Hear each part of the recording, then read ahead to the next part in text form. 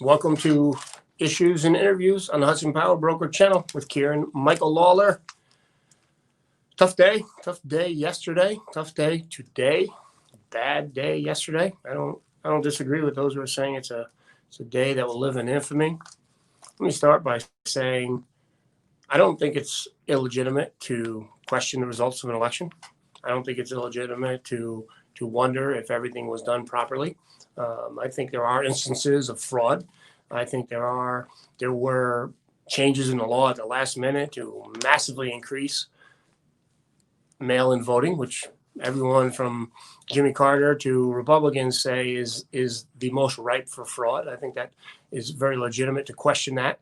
I think it's legitimate to question whether the election laws on the books were in fact enforced when it comes to whether ballots were properly scrutinized in the way that they had been. There's statistical information that says in the past ballots that had problems were thrown out in a much greater number than this time, which doesn't make sense because there was a massive number of mail-in voting. I don't think it's legitimate to question that and ask for that to be looked into. Faith in our elections is very important. I also think it's legitimate to question whether we want to have tech companies who can suppress information. Information suppression. If some multinational company can shape what you're able to see and suppress information they don't want you to see for political purposes, that's not good. We don't let corporations give to our presidential candidates directly. We don't let them give to our congressional candidates or our senators directly. Why would we allow this kind of massive in-kind contribution? I don't think it's legitimate at all to discuss those kinds of things and whether we should reform them and how we can reform them and how we can balance the First Amendment and our rights and ensure free and fair elections. None of that is illegitimate. What is illegitimate is vandalism. What is illegitimate is violence. What is illegitimate is confronting police officers.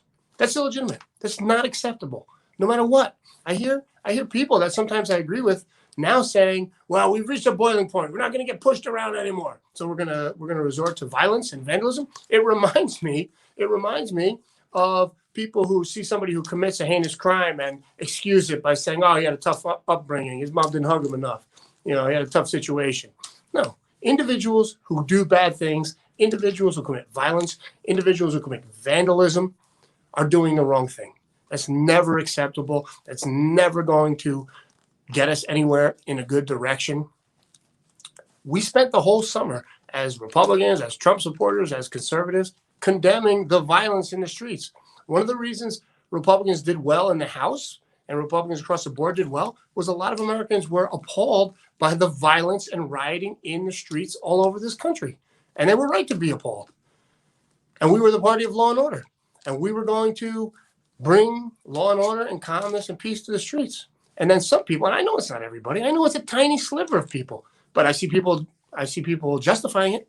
I see people justifying it, which is wrong. It's a tiny sliver of the people that were there yesterday. Maybe there was some Antifa in there. I don't know. That would be good information to know. If that's the case, that's bad. But I don't think the guy sitting on Nancy Pelosi's desk was Antifa. I'm pretty sure that's been confirmed that he wasn't. And that reminds me, why are we using the tactics of the hard left? Leftists occupy the offices of college presidents, for example. That is a leftist tactic. Vandalism is a leftist tactic. We shouldn't do it. We should condemn it when they do it, and we have to condemn it when people who may support the same presidential candidate as us do it, because it's wrong. It's always wrong. I don't like to see the left, the media, those who hate Trump supporters using this while they're calling for unity and meanwhile saying somehow it's illegitimate to raise concerns about how our elections are conducted and whether they were conducted properly. Why not? If they were conducted properly, open the doors, let the sunlight in.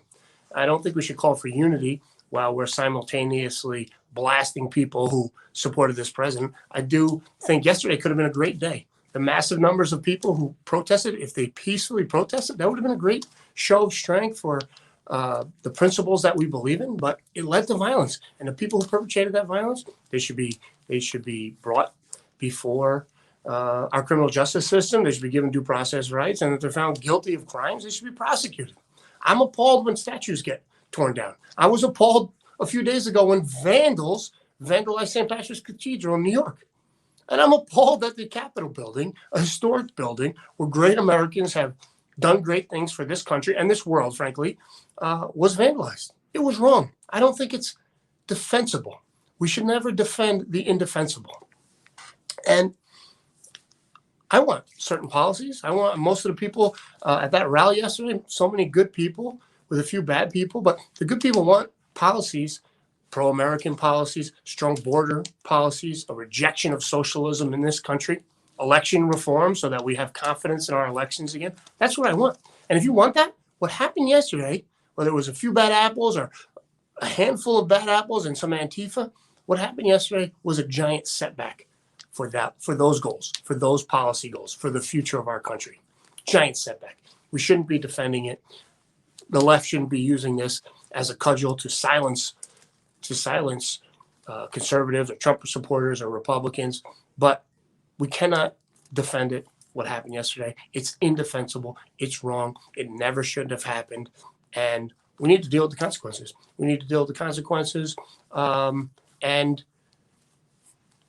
I think we're going to have a tough time in the near future as Republicans, and our policy agenda is going to have a tough time because of what happened yesterday, which is terrible. And we've lost a lot of the moral high ground that we've had on law and order and safe streets and whether it's acceptable. For example, I hear people saying, "Oh, well, when the police let tear gas go, that's what really made things volatile." That's what the hard left says when they're rioting in the streets. I hear people say, "Wow, we didn't destroy police cars. We didn't torch police stations. We didn't torch stores." Oh, that's great. But you torched an historic building, a federal building. We all supported the president when he sent in federal law enforcement to protect federal buildings in places like Portland. Federal buildings should be protected. Everybody's property. Everyone is the owner of federal buildings. Everybody's property should be protected. We can't defend that. And also, we should realize all those on the left in the media, it was only 4 years ago, a hard leftist Bernie Sanders supporter tried to kill, fired guns, actually hit a member of Congress. If it wasn't for the brave men and women of the Capitol Police Force, the carnage would have been much, much worse. And so that happened. So this is not, the visuals are unprecedented, and the fact that it was in the Capitol is unprecedented. But we should realize those who are pretending like there's never been an assault on our democracy by crazy French people. I mean, 4 years ago, the guy tried to take out basically every member of the Republican side of the United States Congress. That doesn't justify anything that happened yesterday. I think it just puts it in perspective for those who are pretending like nothing like this has ever happened, and the left is not typically the ones doing this kind of stuff.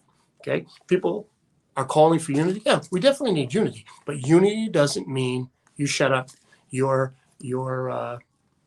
position or your beliefs don't matter. That's not unity. Agree with me or shut up. That's not unity. We do need unity in this country. We need to rally around the things we've always rallied around: our Constitution, our way of life, our prosperity, our shared culture as Americans. We need to rally around those things.